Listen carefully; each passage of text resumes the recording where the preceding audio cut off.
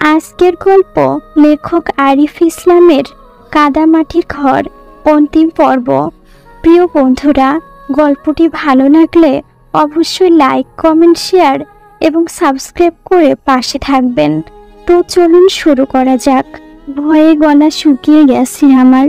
লোকটা আমার ঠিক কাছে চলে এসেছে। আমি বুঝতে পারছি না এখন কি করব। চোখের সামনে আবছা হয়ে ভাসছে মেয়ের হাসি মাখা প্রতিচ্ছবি। চোখের কোণে পানি জমে গেছে আমার। তবে কি আমার সতীত্ব আজ নষ্ট হবে? স্বামী ছাড়া কেউ আমার গায়ে এমন করে স্পর্শ করেনি। লোকটা আমার ওড়না হ্যাঁচকা টানে ছাড়িয়ে নিয়েছে। পা হতে মাথা পর্যন্ত চোখ বুলিয়ে নেয় লোকটা। আমায় কিছু না বলেই রুম থেকে বেরিয়ে যান তিনি। দীর্ঘশ্বাস ফেলে স্বস্তির হলাম। টেবিলে রাখা গ্লাসের পানি গপগপিয়ে খেয়ে ফেলে। ভয়ে গলা শুকিয়ে গেছিল। দরজার ওপাশে কারো কথা বলার শব্দ। সেই মহিলা ও আমার ঘরে আসা লোকটা আমাকে নিয়ে কথা বলছে। লোকটা বলে, মাইজি, তুমি মেয়েটাকে আমার কাছে বিক্রি করে দাও, যত টাকা লাগে দিব। মাইজি খানিক ভেবে রাজি হয়ে যায়। কথা হয় 10 লাখ টাকা দিতে হবে। আমাকে কেনা বেচা হচ্ছে, অথচ আমি জানি না। বেশ অবাকের বিষয়। লোকটা খানিক বাদে দরজা ঠেলে ভিতরে প্রবেশ করেন। আমার দিকে হাসি মাখা মুখে তাকিয়ে আসছেন। লোকটার নাম সাজ্জাদ হোসেন, বেশ নামকরা বিজনেসম্যান। প্রথমেই বলেছিলাম লোকটা একটু কালো আর মেয়াদযুক্ত পেট তার। আমি লোকটাকে একদম সহ্য করতে পারছিলাম না। কেমন আফ্রিকানদের মতো দেখতে। তবে কথা শুনে মনে হচ্ছিল লোকটা বেশ ভালো। আমি তাকে আমার নাম এবং পরিচয় বললাম। আমার জীবনে ঘটে যাওয়া ঘটনা, এখানে কিভাবে পৌঁছালাম সবই বললাম। আমাকে তার সাথে যেতে বললেন, কিন্তু আমার মন সায় দিচ্ছে না। পরিচিত মুখ যেখানে আমার সাথে বিশ্বাসঘাতকতা করেছে, সেখানে এই অপরিচিত লোক তো করতেই পারে। কিন্তু উনি তো আমাকে 10 লাখ টাকার বিনিময়ে কিনে নিয়েছেন। মিস শ্রাবণী, আপনার আপত্তি না থাকলে আমার সাথে যেতে পারেন। লোকটার কথা শুনে খানিক ভাবলাম, এত কিছু যখন হয়েছে একবার তাকে বিশ্বাস করে দেখি। খানিক চোখ থেকে উত্তর দিলাম, যাব তার সাথে। মুস্কি হেসে পথ দেখিয়ে নিয়ে আসছে মিস্টার সাজ্জাদ। বাড়ির সামনেই একটা কালো রঙের প্রাইভেট কার, বেশ দামি গাড়ি দেখেই মনে হচ্ছে। গাড়ির পিছনের সিটে চেপে সাজ্জাদ হোসেনের বাংলোতে পৌঁছায়। বেশ বড় একটা বাড়ি। সদর দরজার সামনে বিশাল আকৃতির সিংহমূর্তি বানানো। সকাল হয়ে গেছে তখন। দারোয়ান গেট খুলে দিতেই একটা 9 বছরের ছেলে দৌড়ে এসে জড়িয়ে ধরে সাজ্জাদ হোসেনকে। ছেলেটার মুখে বাবার ডাক শুনে বুঝতে পারলাম এটা ওনার ছেলে। আপনি কি ম্যারিড? আমার কথায় মুচকি হাসলেন তিনি। তো বয়স দেখে মনে কি হয়? আমি বিয়ে করেছি 8 বছর হলো। আমি কিছুটা অবাক হলাম। বউ থাকতেও কেন তিনি পতিতাপল্লীতে আসা যাওয়া করেন। বাড়ির ভিতরে প্রবেশ করলাম। বেশ সাজানো গোছানো বাড়ি, সেই সাথে দামি দামি ফার্নিচার। আপু, এইটা কি আমার আম্মু হন? ছেলেটার মুখে আনন্দের হাসি। আমাকে ঝাপটে ধরে আসছে ছেলেটা। ছেলের প্রশ্নের জবাবে সাজ্জাদ হোসেন মুচকি হেসে বলেন, না, উনি তোমার। এতটুকু বলতেই নিমিষে কালো বর্ণে ছেয়ে যায় ছেলেটার মুখ। আমি চোখের ইশারায় সাজ্জাদ হোসেনকে থামিয়ে দেই। নিচু হয়ে ছেলেটাকে কোলে তুলে নিলাম। হ্যাঁ, আমি তোমার আম্মু হই। সাজ্জাদ হোসেন ড্যাব ড্যাব করে তাকিয়ে আসছেন। আমি সব কিছু সামলে নিলাম। পাশে দেখলাম বড় করে টানানো একটা মহিলার ছবি। উনি এইটা আমার স্ত্রী মনিকা। শান্তকে জন্ম দিতে গিয়ে মৃত্যু হয়েছে তার। এক আকাশ পরিমাণ দীর্ঘশ্বাস নিয়ে কথাটা শেষ করেন তিনি। বুঝতে পারলাম তার পতিতাপল্লীতে যাওয়ার ব্যাপারটা। শান্তকে কোলে নিয়ে একটা চেয়ারে বসে পড়ি। বেশ ক্লান্ত লাগছিল।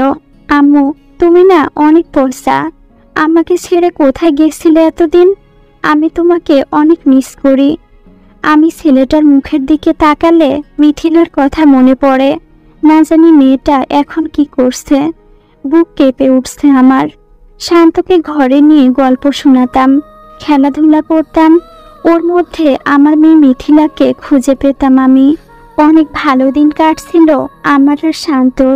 7 দিন হলো এই বাড়িতে। শান্ত আমাকে ছাড়া ঘুমায় না, তাই শান্তকে নিয়ে আলাদা ঘরে ঘুমাই আমি।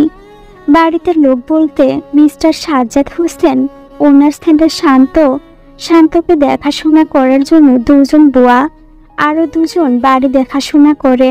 আমাকে পেয়ে বাড়ির কাজের লোকগুলো বেশ খুশি।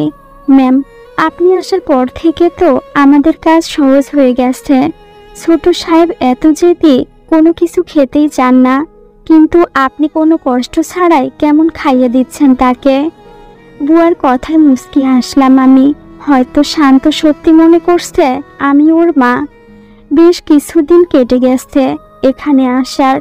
মিস্টার সাজ্জাদ, আমি চলে যাচ্ছি। আর যদি বেঁচে থাকি একদিন আপনার 10 লাখ টাকা আমি ফিরিয়ে দিব, আর এই উপকার কোনোদিন ভুলব না। মিস্টার সাজ্জাদ মাথা নাড়ালেন। শান্তকে ঘুম পাড়িয়ে দিয়েছি। ছেলেটা তো এক মুহূর্ত আমাকে ছাড়তে নারাজ। চুপি চুপি বেরিয়ে পড়ি বাড়ি থেকে। শান্তর কথা খুব মনে পড়ছিল। মাতৃহীন ছেলেটা কতই না কষ্টে আছে। আমার মেয়েটাও অনেক কষ্টে আছে। আকাশপানে তাকিয়ে দীর্ঘশ্বাস ফেলি। ফাঁকা রাস্তা দিয়ে একা একা হেঁটে যাচ্ছে। খেয়াল করেছিলাম আমি যখন সাজ্জাদ হোসেনের থেকে বিদায় নিলাম, উনি বিষণ্ণ মনে আছেন, হয়তো আমার চলে আসার জন্য। হঠাৎ পেছন থেকে কারো জোর ডাকে ঘুরে তাকাই। শান্ত দৌড়ে আসছে আমার দিকে। আমি চুপচাপ দাঁড়িয়ে আছি একই জায়গায়। ইচ্ছে করছিল দৌড়ে গিয়ে ছেলেটাকে ঝাপটে ধরতে, কিন্তু ঘোর কাটতে দেখলাম আমি রেলওয়ের চেয়ারে বসে আছি। স্বপ্নে দেখছিলাম শান্তকে। আবারও দীর্ঘশ্বাস ফেলি। কোথায় যাব আমি? মাথায় আসছে না কিছু। কারো পায়ের শব্দ আসছে। পিছন ফিরে তাকিয়ে দেখি আমার স্বামী লিমন মজুমদার এগিয়ে আসছে আমার দিকে। আমি উঠে দাঁড়ালাম। অবাক লাগছে বেশ। লিমন এখানে কি করছে? রাগের বসে না হয় 2-1টা কথা বলেছিলাম, তাই বলে এভাবে গায়েব হয়ে যাবে? কান্না জড়িত কথায় বোঝাই যাচ্ছিল অনেক কষ্ট পেয়েছে লিমন। তবুও আমার রাগ আসছেই। ওর কথার কোনো উত্তর না দিয়ে সামনে হাঁটা দিলাম। শ্রাবণী, দাঁড়াও। আমি তার কোনো কথাই শুনছি না। এগিয়ে যাচ্ছি সামনের দিকে। দৌড়ে হাত ধরে টানতে লাগলো সে। পাগলামো করছো কেন তুমি? সরি, রাগের মাথায় আমি তোমাকে অনেক কথাই শুনিয়েছিলাম। বাড়ি ফিরে চলো। বাবা আত্মহত্যা করেছেন। শ্বশুরের মৃত্যুর কথা শুনে যেন আকাশ থেকে পড়লাম। কি, বাবা মারা গেছেন? লিমন খানিক চোখ থেকে উত্তর দেয়, মারা গেছেন। চলো, মিথিলা অনেক ঘাবড়ে আসছে। তোমাকে ছাড়া মেয়েটা মরেই যাবে। আর আমিও থাকতে পারছি না তোমায় ছাড়া। কত জায়গা খুঁজলাম তোমাকে। ভাবছিলাম হয়তো রাগ করে তোমার বান্ধবীদের বাসায় চলে যাচ্ছ। রাগ কমলে আমি নিয়ে আসতাম, কিন্তু তুমি নিখোঁজ হয়ে গেলা। বাড়িতে ফিরে আসি। মিথিলা চুপ মেরে বসে আছে। আমাকে দেখে দৌড়ে এসে ঝাপটে ধরে, আম্মু কোথায় গিয়েছিলে আমায় রেখে? কান্না যেন থামছে না মেয়েটার। আমি শক্ত করে বুকে জড়িয়ে নিলাম মেয়েটাকে। কেটে গেছে অনেকটা বছর। আজ মিথিলার বিয়ের জন্য বরপক্ষ দেখতে এসেছে। ঘোমটা টেনে বসে আছে মেয়েটা। সেই দিনের ছোট্ট মেয়েটা আজ কত বড় হয়ে গেছে। ভাবতেই অবাক লাগছে ওর জামাই দেখতে আসবে। লিমন বলেছিল ছেলে নাকি বেশ ভালো দেখতে। আমেরিকা গিয়ে পড়াশোনা করে এখন বাবার ব্যবসা সামলাচ্ছে। আমি বেশ ব্যস্ত আছি সেদিন, তাই অত কথা জিজ্ঞেস করিনি। এতটুকু শুনেছি ছেলেটার নাম মোহিত হোসেন। লিমন একটা গোলাপি রঙের পাঞ্জাবি পরেছে। ভালোই লাগছিল দেখতে। বয়স তো আর কম হয়নি, তবুও এখন আবারও নতুন বিয়ে করানো যাবে ওকে। আমার দিকে তাকিয়ে চোখ মারল লিমন। আমি ভুরু কুঁচকে মুখ লুকালাম। বুড়ো বয়সে ভীমরতি ধরেছে তোমারে? মেয়ে বিয়ে দিবে আজ বাদে কাল, আর এখন এইসব? আমাকে হেসতে টানে বুকে জড়িয়ে নেয় সে। বয়স বুড়ো হলেও মন তো বুড়ো হয়নি জানেমান। ঠোঁট এগিয়ে নিয়ে আসছে আমার দিকে।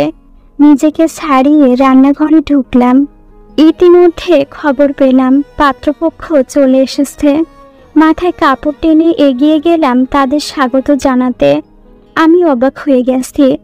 তাদের মধ্যে একটা অতি পরিচিত মুখ। মিস্টার সাজ্জাদ, আপনি এখানে? উনিও অবাক হয়ে আমার দিকে তাকিয়ে আছেন। আমারও তো একই প্রশ্ন, আপনি এখানে কিভাবে? সবাই অবাক হয়ে গেছে। লিমন আমার দিকে ভ্রু কুঁচকে তাকিয়ে আছে। আমার মেয়েকেই তো দেখতে এসেছেন আজ। আমি তো আমার ছেলের জন্য পাত্রী দেখতে এসেছি। তার মানে মিথিলা আপনার মেয়ে? হ্যাঁ। আর মুহিত সেই ছোট্ট শান্ত, তাই না? শান্ত একটু দেরি করে রুমে ঢুকেছে। আমাকে দেখে চিনে ফেলল। আম্মু, তুমি এখানে? শান্ত বেশ বড় হয়ে গেছে। শান্তর মুখে আম্মু ডাক শুনে সন্দেহের চোখে তাকিয়ে আসছে লিমন। আগ্রহের অবসান ঘটিয়ে সব খুলে বললাম সবাইকে। বেশ হাসি ঠাট্টায় কেটে যায় সেদিন। মেয়েটার বিয়ে হয়েছে কয়েক বছর হয়ে গেছে। মেয়ের জামাই শান্ত এখনো আমাকে আম্মু বলেই ডাকে। বেশ সুখে আসছে তারা। শুধু আঘাত একটাই, আমার লিমন পাশে নেই। 1 বছর আগে হারিয়ে ফেলেছি তাকে। কথাগুলো শেষ করতেই চশমা খুলে চোখ মুছছেন মিসেস শ্রাবণী মজুমদার। হসপিটালের বাইরে অপেক্ষা করছিলেন তিনি। আজ ওনার মেয়ে মিথিলার ডেলিভারি হবে। শান্ত অস্থির হয়ে আসছে। হসপিটালে আসা লোকদের সাথে সময় কাটাতে নিজের জীবনের ঘটনা বলছিলেন শ্রাবণী মজুমদার। একটু পরেই খবর আসে মিথিলার মেয়ে হয়েছে। শ্রাবণী মজুমদার লাঠি ভর করে নাতনির মুখ দেখতে যান। একদম আমার মতো দেখতে হয়েছে রে আমার দিদি ভাই। আবেগমাখা কণ্ঠে বলে ওঠেন মিস মজুমদার। শান্ত আর মিথিলা দুজনেই বেশ খুশি তাদের নতুন মেহমানকে নিয়ে। ভালোবাসা দেখতেও ভালো লাগে। এভাবে বেঁচে থাকুক শান্ত আর মিথিলার ভালোবাসা। দূর থেকে মুস্কি মুস্কি হাসছেন শ্রাবণী মজুমদার।